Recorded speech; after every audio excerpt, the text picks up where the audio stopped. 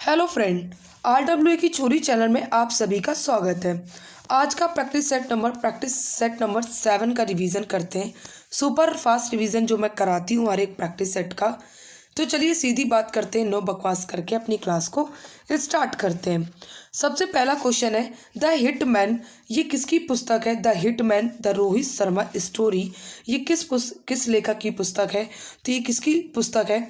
जी कृष्णन की है। और इनके सहयोगी इनके साथ थे कौन? तो विजय लोकपल्ली। जी कृष्णन जो है ये अंतर्राष्ट्रीय खेल पत्रकार भी हैं। खेल पत्रकार भी हैं। ऐसे ही the driven the Virat Kohli story के पुस्तक के लेखक कौन है? तो ये कौन है? विजय लोकपल्ली हैं। एंड द धोनी टच पुस्तक के लेखक कौन है? तो भारत सुदर्शन है। कौन है? भारत सुदर्शन है। ऐसे ही Mahendra Singh Dhoni the man the leader ये पुस्तक के लेखक कौन है? तो कौन है? विश्वदीप घोष है। ऐसे ही रोहित शर्मा कलर पुस्तक के लेखक कौन है? तो विवेक कुमार पांडे। कौन है? विवेक कुमार पांडे हैं। नेक्स्ट है क्वेश्चन नंबर सेकंड क्या है कि त्रिपुरा से संबंधित त्यौहार।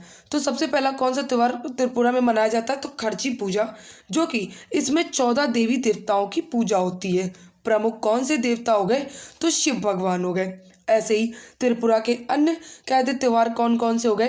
तो गेर पूजा, जिसे हम लोग गरिया पूजा कहते हैं। केर पूजा और नीरमहल उत्सव और उनाकोटी त्यौहार, ये सारे उत्सव किस राज्य में मनाए जाते हैं? तो त्रिपुरा में मनाए जाते हैं।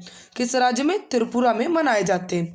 नेक्स्ट है कि वांगला त्यौहार जो कि मेघालय राज्य में मनाया जाता है और गारो जनजाति द्वारा इसे मनाया जाता है। ऐसे ही कांग चिंगबा त्यौहार जो कि मणिपुर राज्य में मनाया जाता है और मैतेई समुदाय द्वारा मनाया जाता है।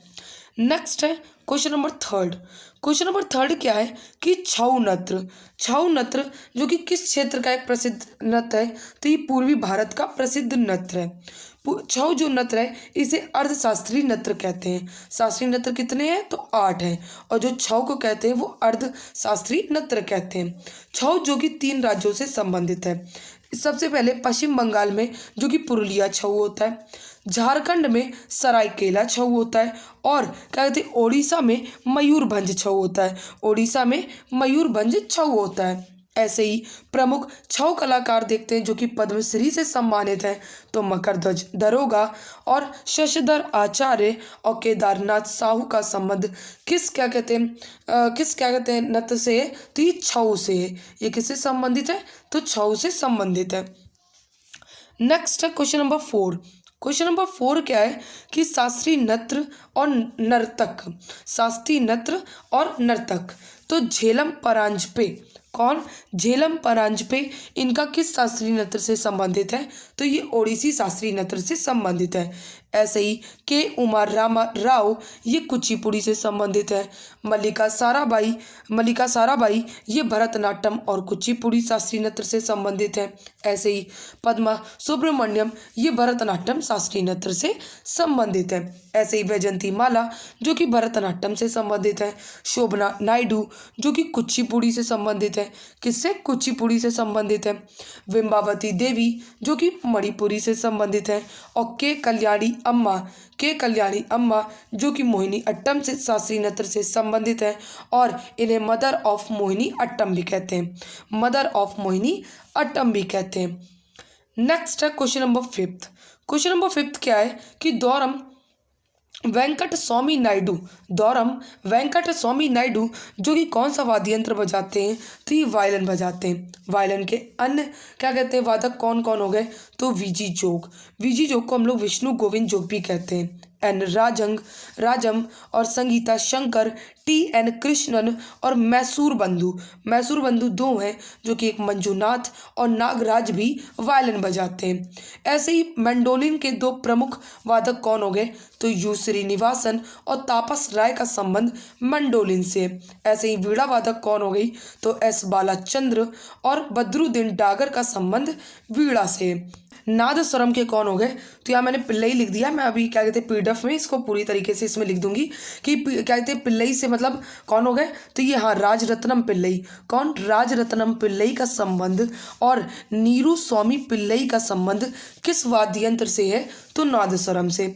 नादस्वरम के शेख चिन्ना भी बहुत ही इंपॉर्टेंट है जो नादस्वरम बजाते हैं।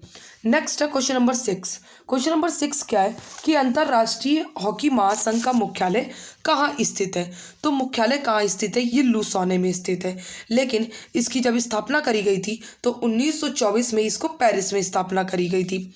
नेक्स्ट है कि भारतीय हॉकी महासंघ की स्थापना जो कि 1925 में करी गई और इसको डिसॉल्व होने के बाद हॉकी इंडिया बना दिया गया 2009 में, जिसका हेडक्वार्टर कहाँ पे है, तो न्यू दिल्ली में। हेडक्वार्टर कहाँ पे, तो न्यू दिल्ली में। ऐसे ही अंतर्राष्ट्रीय ओलंपिक कमेटी का जो हेडक्वार्टर है तो वो कहाँ पे है, लुसाने में। ऐसे ही अंतर्राष्ट्रीय बॉक्सिंग कहते हैं ये कहाँ पे है, तो इसका हेडक्वार्टर भी लुसाने में। कहाँ पे, लुसाने में। नेक्स्ट है कि अंतर्राष्ट्रीय तीरंदाजी, इंटरनेशनल गोल्फ, इंटरनेशनल जिम्नास्टिक और इंटरनेशनल वॉलीबॉल, इन सब का हेडक्वार्टर कहाँ पे है, तो लुसाने में है, स्विट्जरलैंड में।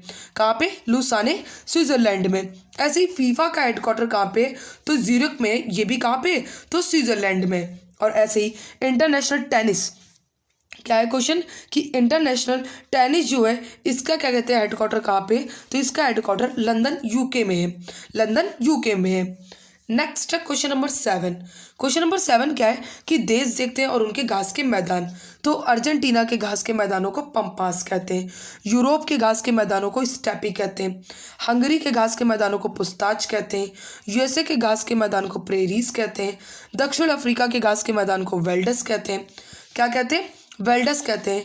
ऑस्ट्रेलिया के घास के मैदान को डाउन्स कहते हैं, न्यूजीलैंड के घास के मैदान को कैटरबरी कहते हैं, और वेनेजुला और कोलंबिया के घास के मैदानों को लानोस कहते हैं, और सूडान के घास के मैदानों को सवाना कहते हैं।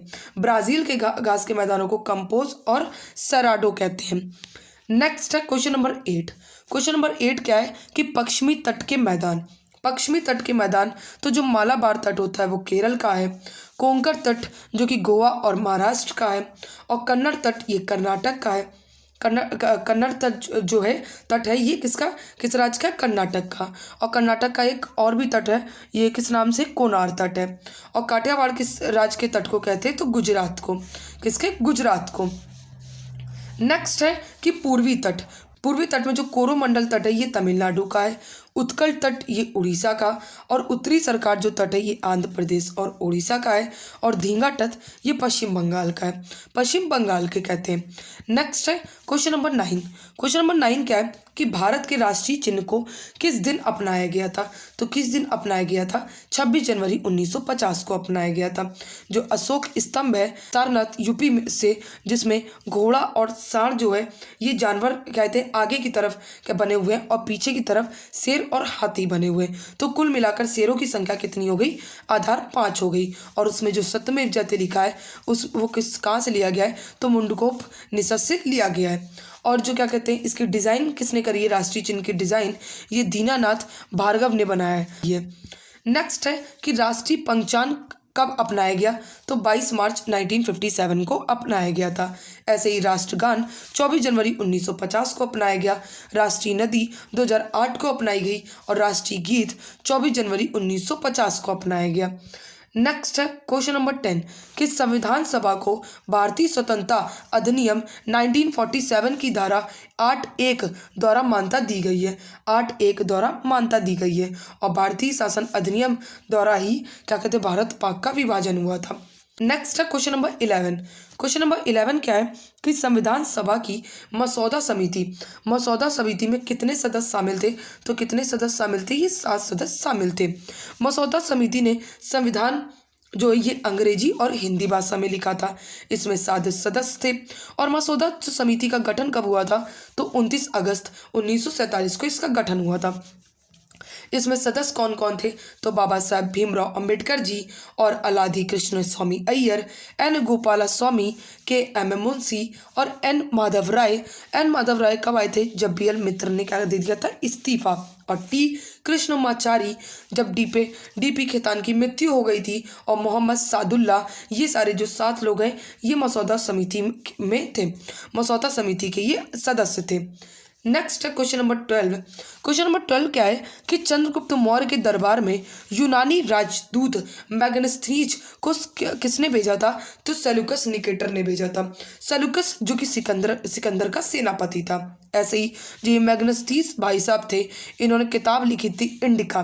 क्या लिखी थी? इंडिका इन्होंने किताब लिखी, और इसमें इन्होंने वर्णन किया 2 लोगों का, एक एग्रोनोमोई जो कि कृषि के कार्य संभालता था, और एक एरिस्ट्रोनोमोई जो कि व्यापार और आदि सड़क चीज़ों को संभालता था, कार्य करता था।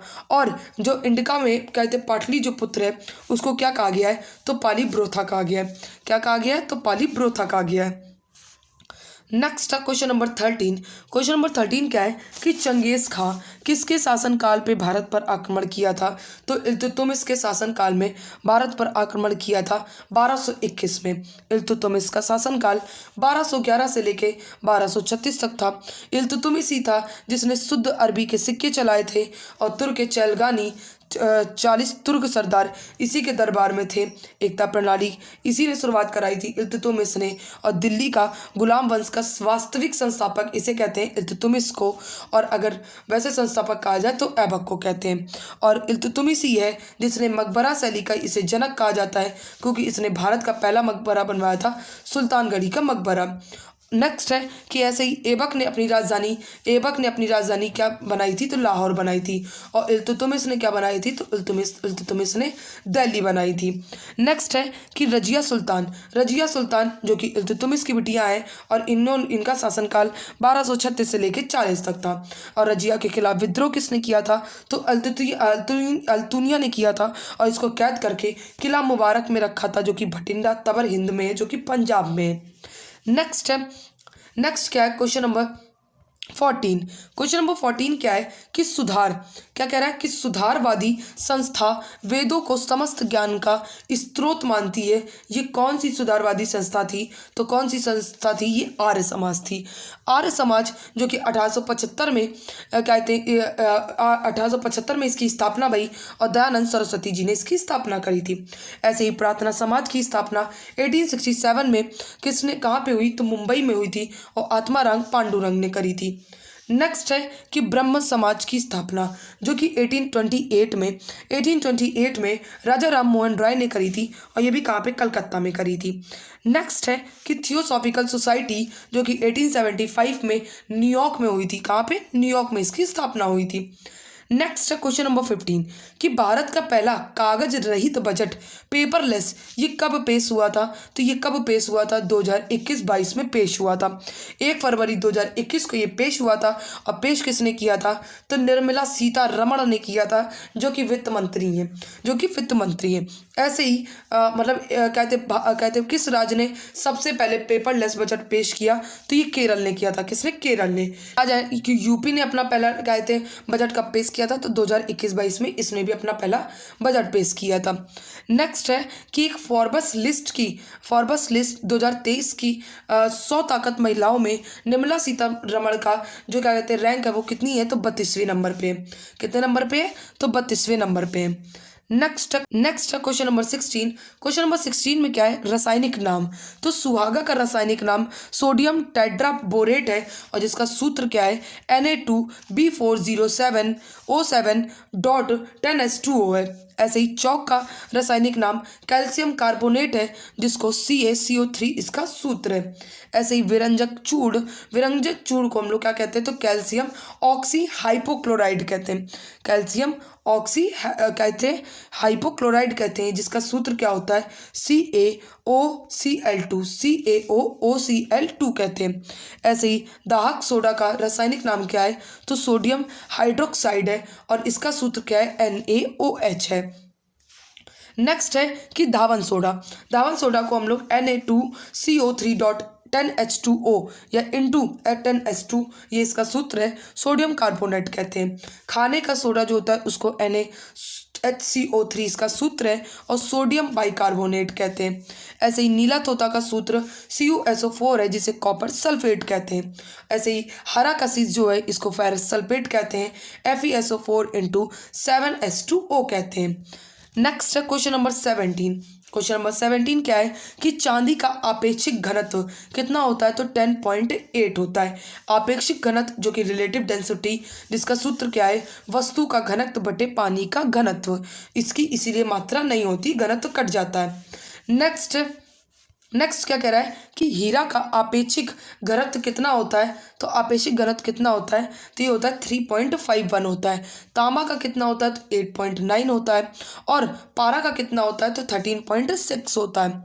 नेक्स्ट है क्वेश्चन नंबर 18 कि भारत का पहला तिलापिया पाबो कहते हैं ये पाबो वायरस कहाँ रिपोर्ट किया गया है, तो पाबो वायरस कहाँ रिपोर्ट किया गया है, ये तमिलनाडु में रिपोर्ट किया गया है। ये क्या है, तो ये एक मीठे जल की मछली है। मीठे जल की ये मछली है जो कि देश की जलीय कृषि को ये प्रभावित करती है। और भारत ऐसे तीसरा देश है जहाँ ये कहते प्रजाति पाई जाती है। और पहला कौन सा देश था जहाँ प्रजाति पाई गई थी, तो ये चाइना था। नेक्स्ट है क्वेश्चन नंबर 19 कि संयुक्त राष्ट्र जो कि 24 अक्टूबर 1945 को इसकी स्थापना हुई थी, हेडक्वार्टर कहाँ पे, न्यूयॉर्क में। और इसके 6 अंग हैं। कौन कौन से, महासभा और सुरक्षा परिषद और आर्थिक एवं सामाजिक परिषद, न्याय परिषद और अंतर्राष्ट्रीय न्यायालय और सचिवालय। ये इसके 6 अंग हैं। 6 अंग जो कि सारे कहाँ पे, न्यूयॉर्क में ही है। लेकिन एक अंग जो अंतर्राष्ट्रीय न्यायालय, इसका हेडक्वार्टर कहाँ पे है, तो इसका हेडक्वार्टर हैग में है जो कि कहाँ पे, नीदरलैंड में। और संयुक्त कहते हैं महासभा में भारत के प्रतिनिधित्व किसे नियुक्त किया गया है, तो अरिंदम बागची को किया गया है जो कि विदेश मंत्रालय के प्रवक्ता भी हैं। और क्या कहते हैं, UN महासभा मतलब संयुक्त राष्ट्र में भारत का पहला स्थायी प्रतिनिधित्व कौन था, तो समरेंद्र सेन थे जो कि 1946-48 तक रहे। और ऐसे ही कहते हैं UN में प्रथम महिला स्थायी प्रतिनिधित्व कौन थी भारत की, तो ये रुचिरा कंबोज थी जो कि 2022 में थी। ऐसे ही बानी वर्मा जो कि भेल के निदेशक हैं। कौन है, भेल की ये निदेशक हैं। और भारत के वर्तमान में जो कंट्रोलर ऑडिटर जनरल कैग, ये कौन है, तो गिरीश चंद्र मुर्मू है जो कि क्या कहते हैं WHO के बाहरी लेखा परीक्षक नियुक्त किए हैं। नेक्स्ट है क्वेश्चन नंबर 20 कि गृह मंत्री अमित शाह ने समाऊ शहीद स्मारक पुस्तकालय का उद्घाटन कहाँ किया है, तो गुजरात गांधीनगर में किया है। और अमित शाह गांधीनगर से ही क्या कहते सीट है, मतलब गांधीनगर से इनकी सीट है, गांधीनगर से ये MP चुने गए। और जम्मू कश्मीर में बलिदान स्तंभ का उद्घाटन भी किसने किया है, तो अमित शाह ने किया है। और इफ्को का नैनो यूरिया प्लांट का उद्घाटन कहाँ हुआ है, तो ये भी गांधीनगर में हुआ है। कहाँ पे, गांधीनगर में हुआ है। क्लास अच्छी लगी हो तो प्लीज़ मेरी क्लास को लाइक एंड सब्सक्राइब ज़रूर करें। Thank you so much to all of you.